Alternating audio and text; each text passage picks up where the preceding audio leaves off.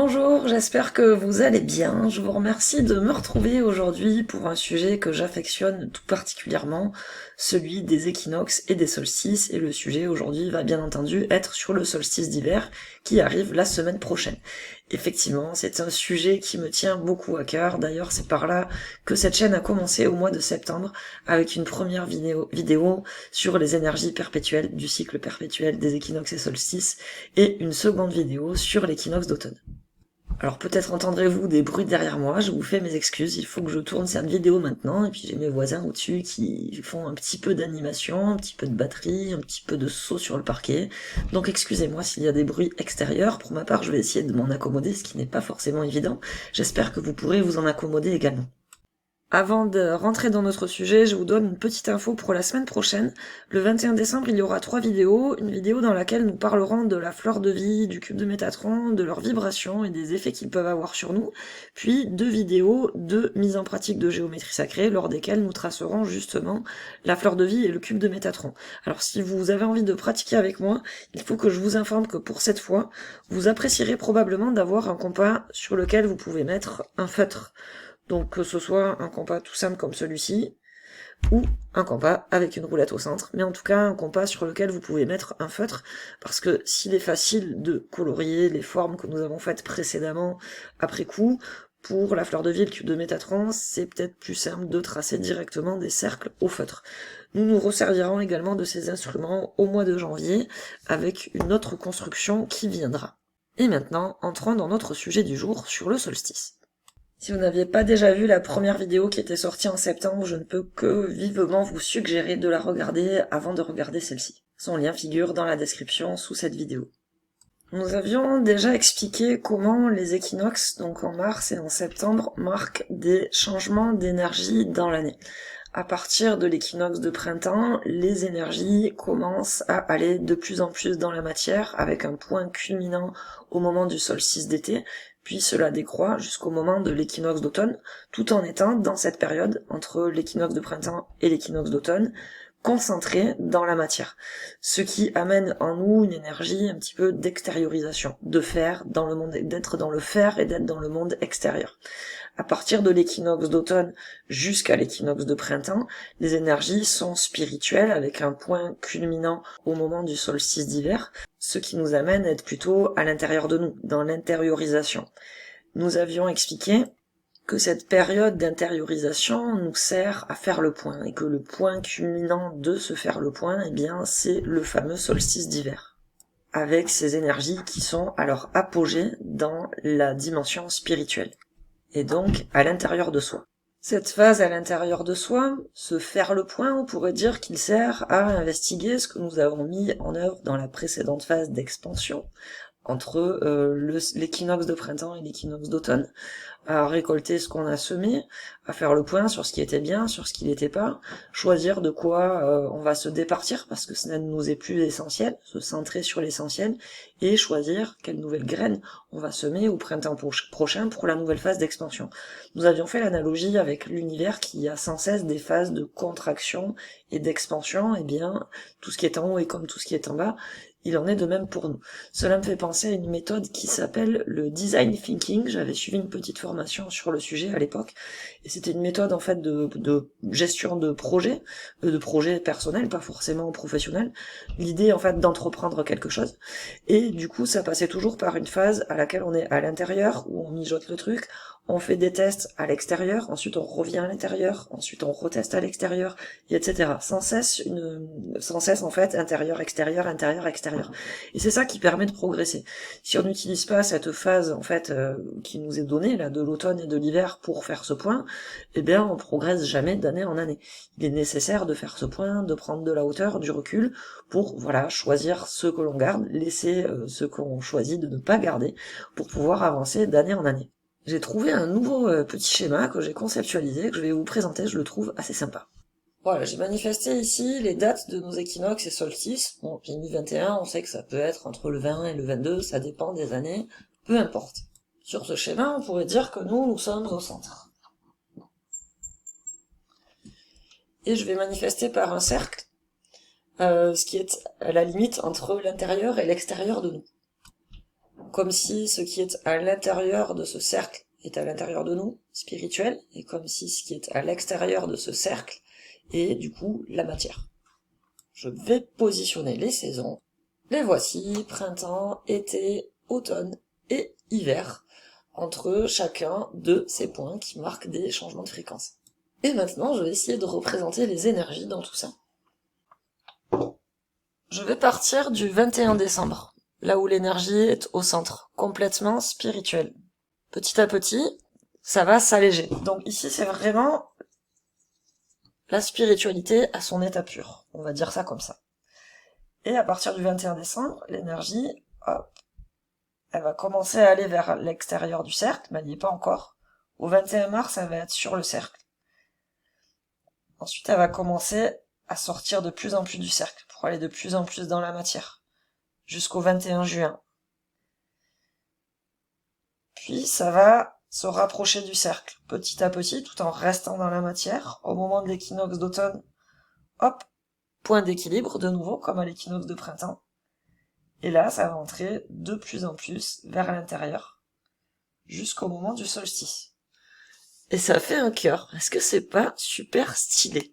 Bon, outre être très joli, je trouve que ça représente bien le moment où l'énergie est vraiment à l'intérieur, et puis où hop, elle commence à s'étendre, et puis à être complètement à l'extérieur, pour ensuite, petit à petit, revenir à l'intérieur. On pourrait donc couper ça en deux. Effectivement, ce sont les équinoxes qui marquent le changement de fréquence. Est-ce que c'est à l'intérieur ou est-ce que c'est à l'extérieur? Et comme on le voit bien dans ce schéma, les solstices sont quant à eux les points culminants vers l'extérieur et points culminants vers l'intérieur. Je vais donc de tracer cette séparation, et on voit qu'ici c'est équilibré. Équilibré, c'est ce que l'on avait dit dans la vidéo sur l'équinoxe d'automne, ce sont également des jours pendant lesquels, pendant 48 heures à chacun, il y a une durée équivalente du jour et de la nuit, donc un équilibre. On va faire une nouvelle ligne de démarcation, on va la faire comme ça. Cette ligne marque également un changement. Et pour représenter ce changement, je vais utiliser des flèches. Bon, on est dans le sens horaire, d'accord? À partir du moment du solstice d'hiver, hop, ça part dans ce sens. Donc, on change de direction sur notre cercle. Bon, sur notre cœur, du coup. Ça, c'est le moment où la lumière commence à grandir tous les jours. Et hop, on quitte l'intérieur et on va de plus en plus vers l'extérieur. Jusqu'au moment où la lumière commence à diminuer tous les jours. Et là, on oriente petit à petit vers l'intérieur. Avec ces deux lignes, je trouve qu'on voit vraiment bien les choses. Cette ligne nous dit, hop, là, on est dans l'expansion, l'extériorisation. Alors, par là de plus en plus, par là de moins en moins, mais on est quand même à l'extérieur. À partir de l'équinoxe d'automne, on entre à l'intérieur et on y est jusqu'au printemps. Mais il y a aussi deux phases. Il y a celle où on entre de plus en plus vers l'intérieur. C'est la phase que nous sommes sur le point de finir de vivre pour cette année, dans laquelle nous sommes entrés depuis l'équinoxe d'automne. C'est on se replie sur soi de plus en plus. C'est une énergie d'intériorisation de plus en plus, où du coup, on va de moins en moins vers l'extérieur. Et là, on a beau être à l'apogée, c'est aussi le moment où ça va changer, et où on va sortir en fait de ce truc petit à petit, pour finalement complètement aller s'ouvrir sur l'extérieur. On voit dans ce schéma apparaître d'ailleurs deux des lois de l'univers. On voit d'une part la loi de polarité, avec ces deux choses en fait qui sont les deux aspects de la même chose, de ce point d'équilibre. Il y a celui qui manifeste le moment où on va entrer vers l'intérieur et celui qui manifeste le moment où on va sortir vers l'extérieur, tout en étant les deux aspects d'un point d'équilibre qu'est l'équinoxe. Et on voit apparaître ici, avec les solstices, et bien là, les deux aspects complètement opposés des fréquences de l'énergie, avec ici complètement dans la matière, et ici complètement dans l'esprit. La seconde loi que l'on voit apparaître, bien entendu, c'est la loi du rythme avec ce pendule. Le pendule, il fait tout le tour. Et le pendule, eh bien, il dure une année. Et pendant cette année, on passe par diverses phases. Et vous vous doutez bien que nous n'avons pas beaucoup de moyens de faire bouger ce pendule plus vite ou plus lentement. Et bien entendu, tout cela est bien au-delà de nous. Ce qui est intéressant, puisque l'on parle de ces deux lois, c'est de voir que ces cycles sont eux-mêmes inclus dans des cycles qui sont plus grands. Notamment, ces 4 cycles sont inclus dans un cycle plus grand que l'on peut appeler une année. L'année, du coup, c'est l'ensemble des 4 cycles, et on sait que chaque année porte une vibration particulière, notamment en numérologie, ce sont des choses que l'on voit. Par exemple, 2024, c'était une année 8, 2025, c'était une année 9, donc ça porte de grandes énergies, dans lesquelles vont s'inscrire ces énergies-là. De même, à l'intérieur de ces cycles-là, il y a des cycles plus courts, comme par exemple le cycle lunaire, on a 13 lunes par an, qui ont chacune des fréquences qui vont vers l'intérieur et vers l'extérieur, justement, avec les pleines lunes et les nouvelles lunes, eh bien, elles sont quand même inscrites au sein de chaque saison. Donc ça veut dire que les cycles de pleine lune et de nouvelle lune, avec les énergies qu'ils apportent, de montée et descente, sont inclus dans des cycles plus grands que sont les saisons, qui elles-mêmes sont incluses dans des cycles plus grands que sont les années, qui elles-mêmes doivent être incluses dans d'autres cycles encore plus grands. J'ai déjà entendu parler de cycles d'une trentaine d'années, de soixantaine d'années, etc. Je suis pas une spécialiste du sujet. Le plus grand cycle que moi je connaisse, c'est ce que l'on appelle le grand cycle cosmique. C'est le cycle pendant lequel notre système solaire fait tout le tour de la galaxie, c'est-à-dire passe par les 12 constellations du zodiaque. C'est ce qui dit qu'aujourd'hui nous sommes dans l'ère du Verseau. Chaque ère dure 2160 ans et est porteuse de ces énergies. Et ce cycle dure au total 25 920 ans. Donc voilà, c'est toujours pareil, tout ce qui est en haut est comme tout ce qui est en bas, et donc par analogie, il y a des cycles qui sont dans des cycles, qui sont dans des cycles, qui sont dans des cycles, qui sont dans des cycles, et etc. Du coup, c'est comme s'il y avait le cycle le plus grand qui soit. Alors le plus grand que je connaisse, c'est le grand cycle cosmique qui donne la couleur d'ambiance générale pour 2160 ans. Là-dedans, il y a des cycles plus courts qui redonnent un truc. Et en fait, chaque fois qu'on descend sur des cycles plus courts, ça vient comme amener des changements plus courts, du coup plus momentanés, dans les énergies qui sont plus vastes du cycle qui est plus grand. Comme si les petits cycles venaient colorer, apporter des détails au cycle plus grand qui est au-dessus, et tout est entrecroisé, etc. Un sujet assez vaste. Bon voilà, je suis assez contente de mon petit schéma, j'espère qu'il vous a plu, et maintenant on va se pencher un petit peu plus sur le solstice d'hiver. Ce solstice d'hiver, c'est une date super importante, en mon sens, moi dans mon ressenti, c'est le jour le plus important de l'année. En fait, c'est le jour du renouveau. C'est le jour à partir duquel, comme je l'ai déjà dit, la lumière commence à grandir tous les jours. C'est en ce sens que c'est le début d'un nouveau cycle annuel. Dans la religion chrétienne, on célèbre le 25 décembre, que l'on a appelé Noël. Ce jour, c'est le jour de la nativité. Donc ça représente justement ce nouveau départ, en fait. J'ai lu que le solstice à une époque était célébré justement le 25 décembre, et j'ai pas tout compris, mais il y a eu des modifications de calendrier grégorien et je sais pas quoi. Ils ont un peu changé les dates, ce qui fait que maintenant, astronomiquement, le solstice tombe le 21 décembre et qu'il y a ce décalage, mais apparemment, à une époque, la fête de la nativité, donc la naissance, le jour attribué à la naissance de Jésus, tombait le même jour que le solstice, y compris astronomiquement et pas que dans le calendrier. Il n'en reste pas moins que du coup, cette fête de la nativité, ce 25 décembre, en fait, c'est clairement l'idée du solstice, c'est ce renouveau, cette renaissance. Au Pérou, à ma connaissance, il n'y a pas spécialement de fête pour le solstice d'été, par contre, il y a une très grande fête pour le solstice d'hiver, qui est le 21 juin là-bas, puisqu'ils sont dans l'hémisphère sud. Cette fête, c'est Inti Raymi, ça veut dire la fête du soleil. Inti, c'est le soleil en quechua, donc Raimi, ça doit vouloir dire fête ou célébration. Et ce jour-là, en fait, à Cusco, notamment, dans la vallée sacrée des Incas, il y a plusieurs jours de fête, mais du coup, ils font une procession qui part de la Plaza de Armas à Cusco, sur laquelle il y a de magnifiques églises et cathédrales, et ils vont jusqu'au site sacré de Sacsayhuaman, où il y a la fameuse Grande Muraille, sous forme de procession, pour faire des cérémonies là-bas, pour fêter le retour du soleil, du Père Soleil qui revient, et qui est là de nouveau pour nous éclairer pour toute une année. Je trouve ça très intéressant que dans ce pays des Incas, en fait, symboliquement, le soleil soit fêté non pas au moment où il est à son apogée le 21 juin, où il y a le plus de lumière, mais justement, au contraire, le jour où il y a le moins de lumière, le 21 décembre. Par contre, c'est le jour à partir duquel il revient et où la lumière grandit. Je trouve que symboliquement, c'est très intéressant. Bon, maintenant, plus concrètement. Nous sommes une semaine avant le solstice, c'est-à-dire que nous arrivons sur la fin de cette phase dans laquelle nous revenons à l'intérieur de nous. Nous avons dit que cet endroit-là, c'est le point culminant du faire le point. Donc si vous ne l'avez pas déjà fait, eh bien il est temps d'investiguer tout ce que vous avez mis en œuvre lors de la phase précédente, entre cette année en fait, qu'est-ce que vous avez mis en œuvre, qu'est-ce qui a marché, qu'est-ce qui a moins bien marché, qu'est-ce qui vous est utile, qu'est-ce qui ne vous est plus utile. L'appel là, c'est vraiment de se centrer sur l'essentiel. Et donc se centrer sur l'essentiel, ça veut dire faire le point et voir dans ma vie qu'est-ce qui n'est pas essentiel et de quoi je ferais bien de me départir pour m'alléger. Parce que quand je m'allège de choses, au pluriel, eh bien je laisse la place pour de nouvelles choses qui pourraient être probablement plus justes pour moi. Donc c'est vraiment ça à quoi on est appelé en ce moment, c'est faire le point et décider ce qu'on veut laisser, ce qu'on ne veut plus emporter avec nous dans le nouveau cycle. Choisir également ce que l'on souhaite conserver dans le nouveau cycle, et puis penser à ce que l'on voudrait de nouveau dans le nouveau cycle, qui n'est pas encore là. Et ça, c'est très clairement l'objet des fameuses résolutions du 1er janvier, qui sont clairement inscrites dans l'énergie du solstice.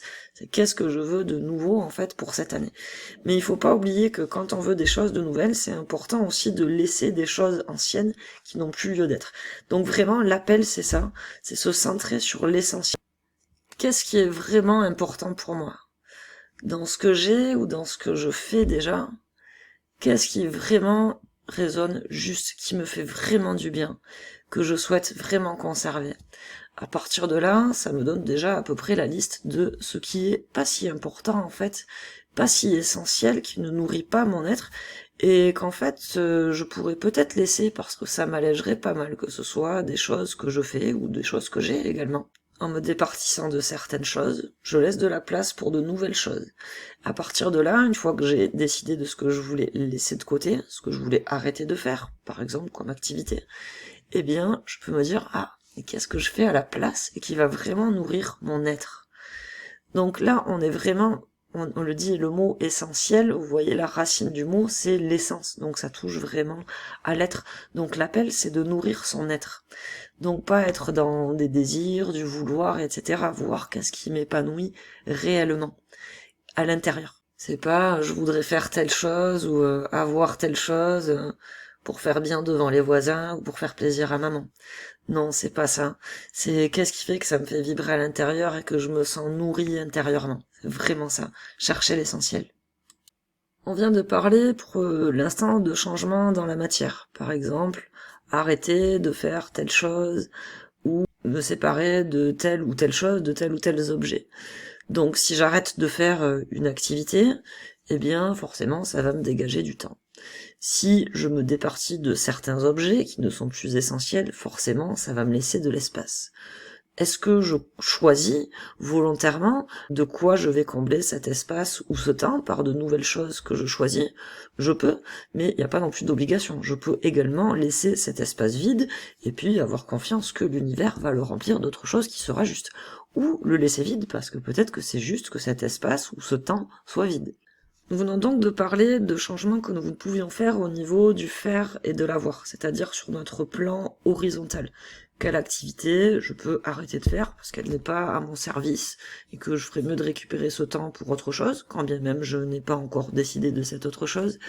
Quelle chose je n'ai plus besoin de posséder parce qu'après tout elle m'encombre plus qu'autre chose. Donc là on est sur le plan horizontal. Qu'en est-il de notre plan vertical ? Notre plan vertical, donc le plan horizontal c'était l'avoir et le faire, notre plan vertical c'est celui de l'être. Donc, comment est-ce que je fais pour changer ma position ici, pour que ce croisement-là devienne un tout petit peu plus haut, ce qui par extension changera toutes les circonstances de ma vie en créant un nouveau plan horizontal, le plan horizontal étant tout ce qui se produit dans ma vie. Donc bien sûr, comme d'habitude, on se retrouve toujours avec ce mental supérieur. C'est d'ailleurs lui aussi qui nous a permis de faire le point et de voir quelles activités ce serait pas mal d'arrêter de faire, ou quels objets ou quelles possessions que j'avais ne m'étaient pas si essentielles que ça et pas si utiles, et dont je pourrais me départir. Donc c'est encore depuis ce mental supérieur, comme d'hab, qu'on va pouvoir faire des changements dans notre être.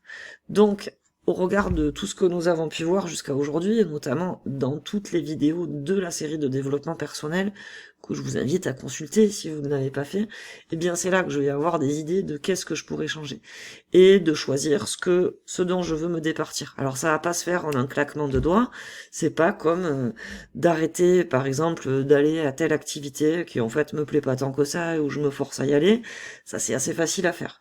Le changement intérieur, ça demande un peu plus de volonté et de mise en œuvre, donc ça va passer par avoir identifié quelque chose que je veux changer, mettre en place la nouvelle chose que je veux à la place, et répéter cette nouvelle chose jusqu'à ce que ce soit mon nouvel automatisme, mon nouveau naturel, que je sois donc dans la maîtrise et que cela fasse intégralement partie de mon être, auquel cas j'aurai changé sur cet axe vertical. Les idées pour cela sont multiples et variées, à chacun de trouver qu'est-ce qui est juste pour lui. Vous pouvez bien entendu, comme je l'ai dit, vous inspirer des diverses vidéos que nous avons faites jusqu'à ce jour dans la série de développement personnel. Il n'en reste pas moins que, à l'occasion du solstice d'hiver, ou pourquoi pas à l'occasion des résolutions du nouvel an, qui sont clairement dans la même énergie, on peut déjà poser les intentions de ces changements. Ce qui nous amènerait déjà dans la seconde phase de la voie hermétique dont nous avons déjà parlé, vouloir, ou dans la seconde phase de la voie Toltec dont nous avons également déjà parlé, la transformation. Choisir ce que je veux mettre en place. Ensuite, il restera bien évidemment à passer à l'action. Vous connaissez tous l'adage « aide-toi et le ciel t'aidera ». C'est à nous de commencer. C'est ce que nous dit d'ailleurs la loi d'utilisation des hermétistes, traduite sur internet par les termes loi d'action. C'est qu'il faut agir. Il faut mettre le pied à l'étrier. Il faut nous poser un premier pas dans la matière pour ensuite pouvoir être aidé de manière plus large par des éléments plus subtils. Également, ce que nous avons vu au travers de diverses vidéos déjà au sujet de la loi de polarité, de la loi de rythme et de l'art de la polarisation avec l'emploi de la loi de neutralisation peut bien évidemment être source d'inspiration pour réaliser ces quelques changements verticaux au sein de son être. Voilà, j'en arrive au terme de cette vidéo sur le solstice d'hiver. J'espère que ce sujet vous a intéressé. Mettez un petit pouce si vous avez aimé. Laissez-moi des commentaires pour me dire ce que vous en avez pensé. Partagez cette vidéo si vous l'avez trouvée intéressante. Abonnez-vous à ma chaîne si ce n'est pas déjà fait. Je vous remercie d'avoir suivi cette vidéo. Je vous souhaite une belle fin de journée, une belle semaine. Et nous nous retrouverons la semaine prochaine pour un sujet un petit peu passionnant sur la fleur de vie et le cube de Métatron. D'ici là, prenez soin de vous. À très bientôt, merci.